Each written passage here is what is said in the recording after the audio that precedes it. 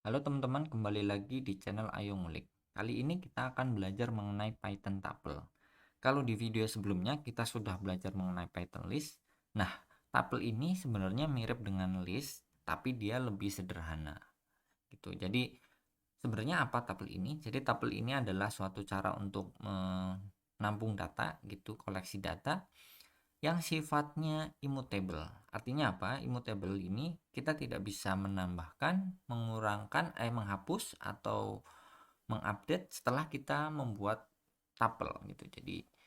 Jadi kita bisa langsung cek saja di sini materinya ada apa saja. Mungkin lebih sedikit daripada list karena tadi kita tidak ada materi mengenai bagaimana menambah, kemudian menghapus dan mengupdate.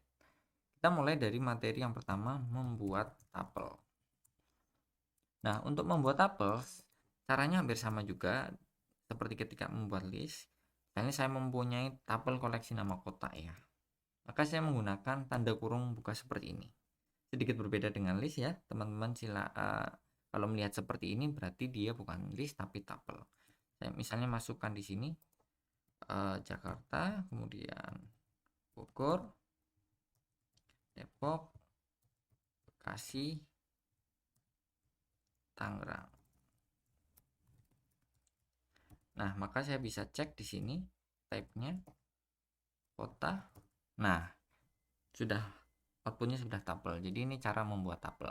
Kita juga bisa membuat tuple dari sebuah list gitu. Misalnya saya punya provinsi, ada provinsi Bali, kemudian Riau, kemudian misalnya Jambi, kemudian misalnya Maluku Utara.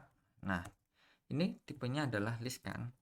Jadi kalau kita cek tipenya list, maka untuk membuat menjadi tuple maka kita bisa seperti ini, provinsi tuple gitu. Misalnya saya bikin variabel baru, kita menggunakan fungsi tuple seperti ini, kemudian masukkan variabel listnya. Dalam hal ini adalah provinsi. Maka ketika saya enter, kemudian saya cek,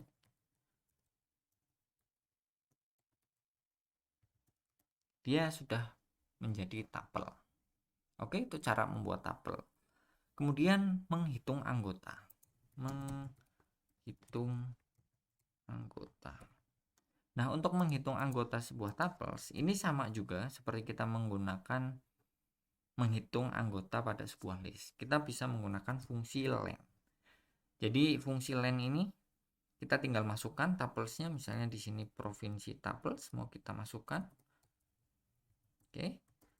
Dia panjangnya 4 karena ada 4 item di sini. Kita juga bisa menghitung ada berapa item yang ada pada sebuah tuples. Misalnya saya punya tuples di sini ya, saya copy kota ini.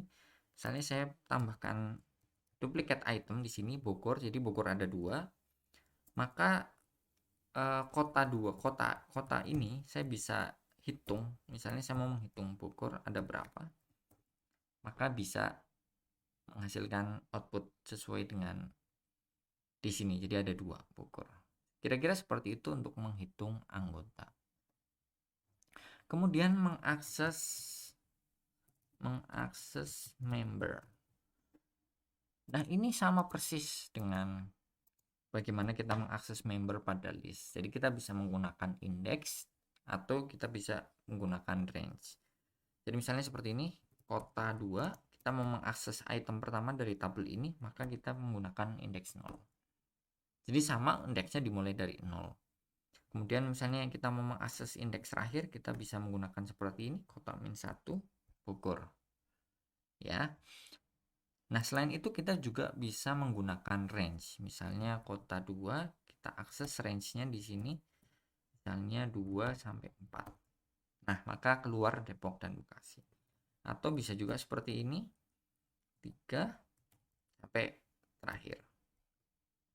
Nah, kira-kira itu cara untuk mengakses member pada tabel, teman-teman. Jadi, kapan tabel ini digunakan?